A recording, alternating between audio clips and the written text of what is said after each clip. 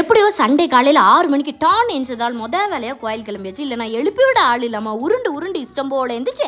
அந்த டைமில் எந்த கோயில் இருக்குன்னு பார்த்து ஓடிக்கிட்டு இருப்போம். அதனாலேயே இன்றைக்கி 2 பேருக்கும் ஒரே யோசனை. நம்மளெல்லாம் சின்ன பிள்ளையில தரன்னு எல்லா வாரமும் கரெக்டாக கோயில் கூட்டிகிட்டு போய் இப்போ ததிகினத்தை ஆடிக்கிட்டு இருக்கோம். இதில் நம்பரும் சங்கதிகள் நம்மளை பார்த்து எந்த லட்சணத்தில் கடவுள் பக்தியாக இருக்க போதுன்னு ஒரே சோகம். அந்த நினைப்பிலே கடவுளை போய் பார்த்து பாவ மன்னிப்பு கேட்டு காலையிலே பொங்கல் எனக்கு சாம்பார் சாதம் கொடுத்த சோகம் தான். அதனாலே மத்தியானத்துக்கு சேர்த்து வச்சு நல்லா சாப்பிட்லான்னு இந்த மீன் வாங்க மாச்சப்பட்டு தெரியாமல் ஆன்லைனில் ஆர்டர் போட்டேன். அளவு பார்க்காம விலை 550 இருந்துச்சு. ஆனால் வெறும் 6 துண்டு மீன் தான். அந்த 6 துண்டுல எங்கள் குழம்புல போட சாப்பிட ஆள் கிடையாது.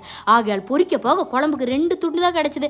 மீன் போட்டாலே எனக்கு மீன் குழம்பு வராது. இதில் 2 மீனை வச்சுக்கிட்டு புளி குழம்பு தான் வரப்போகுதுன்னு நினச்சேன். ஆனால் அப்படி நடக்கல. குழம்பு நல்லா பார்க்கவே கலர்ஃபுல்லாக இருந்துச்சு. இதில் இந்த முருங்கைக்கீரையை நானாட்ட பரவாயில்ல ஏதோ கொஞ்சம் குச்சி இல்லாமல் பிரிச்சுக்கிட்டு இருந்தேன். அங்கே அப்படியே எங்கள் ஆள் முழுசாக காம்போட போட்டிருந்தாப்புல. எனக்கு என்னன்னு சொல்லி நான் அப்படியே போட்டேன். இனி சாப்பிடும்போது வாய்க்குள்ளேயே வச்சு இலை தனியாக காம்பு தனியாக பிரிச்சுக்கோங்கன்னு டாஸ்கோட பிளேட்டில் வச்சு எடுத்து கொடுத்துட்டேன்.